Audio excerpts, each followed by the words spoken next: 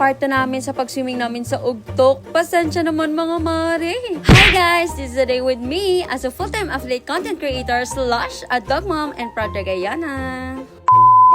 For today's video, ngayon lang talaga ako sinipagan mag-voice over dahil nga sobrang busy anang mare nyo. Dito nga ay para silang mga bata naghahabulan si Auntie Annalyn at si Nani. At grabe, tawang-tawa nga ako dito sa auntie kong itong si Auntie Inti na para bang grabe, naglalakad sa buwan, magtatapon lang talaga ng basura yan.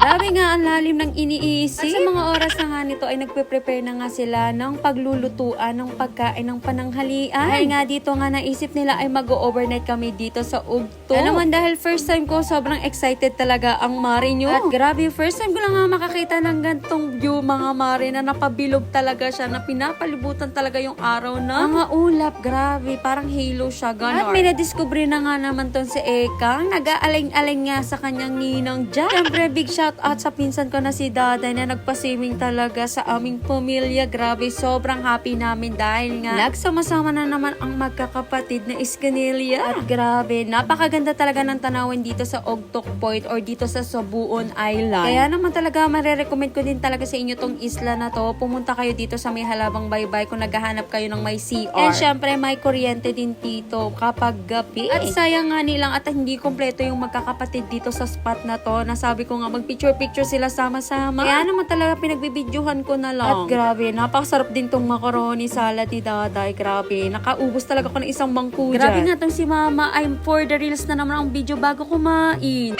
Siyempre, dahil kahit tanghalian talaga kami ni Paring Jap nyo ay hindi nagpaawat talaga sa paglusong sa dagat. Paano ba naman, sobrang excited na ako makakita ng isda ulit. At unang lubog nga namin ay talaga naman may mga isda na sa ilalim kung nakikita nyo yan. Medyo malabo nga yung tubig dito, hindi katulad nung sa may Kalabanig na sobrang linaw talaga. Grabe, aakalain nyo kapag naghibas talaga to, makikita nyo talaga to sa hibasan. Dahil pag naghibas naman talaga dito sa may Halabang Baybay ay talaga namang pati mga corals ay makikita nyo. Sayang nga nilang at hindi ko na videohan nung paghibas kasi nga sobrang tulog pa nga talaga ang mare nyo. Dahil nga alas 4 na nga ni kami natapos sa pag-iinom. Yan kasi palainom ka girl. Uy, hindi. Grabe yarn.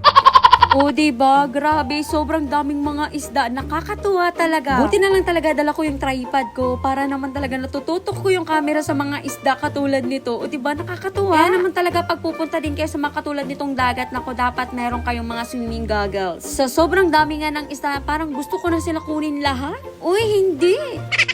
Sabi, kung napapansin nyo nga tong isdang ito, ay papansin talaga yan sa akin. Kanina pa talaga yan talagang gustong makita sa camera ko. Grabe, nakakatuwa talaga dito sa Ugtok Point, diba? Napakamalapit lang to sa baybayin, pero grabe, napakaraming isda. Siyempre, ingat din tayo sa mga tuyom or tayom. Siyempre, pag natusok tayo na yan talaga, ay magiging kwento yung paa nyo. Uy, hindi. Uwi mo talaga, girl. Grabe, napakaganda ng chorus na to. Iisa pa lang yung nakita kong ganto. Hindi na nga kami lumayo ni Paring Jap nyo mga mare. At dito pa lang talaga, busog na yung mga mata namin sa isda. Paano pa kaya kung sa malalim na part na kami nakapunta? O diba? Grabe, napakarami itong maliliit na isda na para bang pato na to, na para talagang pag kinamay mo to, alam mo na yung mangyayari sa kamay mo. Eh, hindi ko sure kung anong klaseng isda yan, pero feeling ko parang pato na talaga siya. May nakita nga akong sea cucumber. Sana sea cucumber to, hindi submarine, no? Grabe nga itong isda na to, nandito na naman talaga sa camera ko na talagang grabe ang papansin. Grabe, sobrang nakakatuwa talaga sa ilalim ng dagat, no? Lalong-lalo na pag marami ka talagang isdang makikita. Mahon mo na nga ako saglit dyan para nga mag-video-video, pero talaga itong Paring Jap nyo ayaw magpaawat. Ang sabi ko nga kay Paring Jap nyo, tara mag-video-video muna tayo dito sa ibabaw ng dagat para naman talaga feel the feel. Uy, hindi! Kaya nga nilang at hindi maaraw. Kung maaraw to, mas maganda talaga yung view at maliwanag. Siyempre nga, pag ganito mga outing, hindi mawawala talaga ang inuman. Kaya naman talaga for the go. At maya-maya nga dyan ay dumating na dyan sila Lolo Tintoy at kasama nga si Father Ian para nga mag-swimming si Father. Grabe, todo kaway-kaway nga dyan si Auntie Len. Siyempre, another familia Iskanilla na naman niya, nakapatid ng aking lolo. Grabe nga nito si Lola Ita. For the sayo-sayo nga ni siya bago pumunta sa amin. Sabi, ipapakilala ko pala sa inyo ang aming dawmensu sa familyang Iskanilla, si Tito K. Sabi, piko na nga siya pag tinatawag siyang ganyang pangalan. Grabe talaga tong bata na to. Ang bigat-bigat ng buhat-buhat. Dala niya nga yung bilog na yan. Ewan ko, pang boya ata yan. Nga malapit sa amin. Napakakulit talaga tong batang to at napakabibo.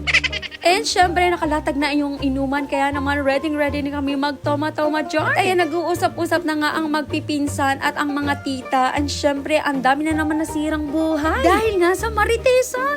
Uy, hindi. Kaya naman talaga bago kami umalis, ay talaga nang napatagay muna kami ni paring Jop nyo. Grabe nga tong pamangkin ko. For the pagod nga kasi swimming at sobrang itim na nga ni na para bang negro na. Syempre, mga kinahaponan nito mga alas 3 ay umuwi muna kami ng Apad City para nga magpakain ng doggy ko kasi magugutom yun. Hindi na lang talaga nag-uwian tong sila uncle. Kaya naman talaga napasama na kami. O ayan, hanggang dito muna lang ating video. Baka may part 3 pa talaga to. Kaya yun lang ha. Salamat!